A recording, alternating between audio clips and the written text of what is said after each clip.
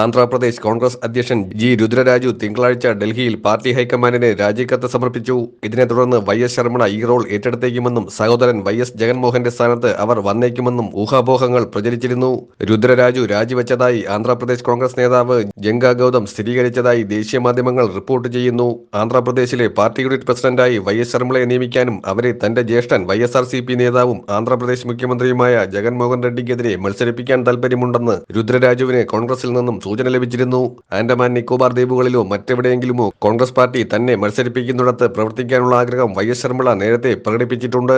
ആന്ധ്രാപ്രദേശിലെ കോൺഗ്രസിന്റെ പുതിയ സംസ്ഥാന അധ്യക്ഷനെ ഏതാനും ദിവസങ്ങൾക്കുള്ളിൽ പ്രഖ്യാപിക്കുമെന്ന് ബന്ധപ്പെട്ടവർ പറഞ്ഞു. അടുത്തിടെ വൈ.എസ്. ശർമ്മ തന്റെ വൈ.എസ്.ആർ തെലങ്കാന പാർട്ടിയെ ഡൽഹിയിൽ രാഹുൽ ഗാന്ധിയുടെ സാന്നിധ്യത്തിൽ കോൺഗ്രസിൽ ലയിപ്പിക്കുകയും ആന്ധ്രാപ്രദേശിലെ പുതിയ മുൻനിര കോൺഗ്രസ് നേതാവായി ഉയർന്നുവരികയും ചെയ്തു. ലോക്സഭാ തെരഞ്ഞെടുപ്പിന് പിന്നാലെ ആന്ധ്രാപ്രദേശിൽ നിയമസഭാ തെരഞ്ഞെടുപ്പും നടക്കും. ആന്ധ്രാപ്രദേശ് നിയമസഭയുടെ കാലാവധി 2024 ജൂൺ 11 അവസാനിക്കും. 2019 ഏപ്രിലാണ് ഇവിടെ അവസാനമായി നിയമസഭാ തെരഞ്ഞെടുപ്പ് നടന്നത്. തെരഞ്ഞെടുപ്പ് അടുത്തിരിക്കെ എല്ലാ സംസ്ഥാനങ്ങളിലും കൃത്യമായ നീക്കങ്ങളിലൂടെയാണ് കോൺഗ്രസ് പ്രവർത്തിക്കുന്നത്. ആന്ധ്ര ഇത്തവണ പിടിക്കാനുറച്ചാണ് കോൺഗ്രസ് മുന്നോട്ട് പോകുന്നത്. ശർമ്മിള അധ്യക്ഷയാകുന്നതോടെ ആന്ധ്രയിൽ രാഷ്ട്രീയം ചൂടുപിടിക്കുമെന്നുള്ള കാര്യം ഉറപ്പാണ്.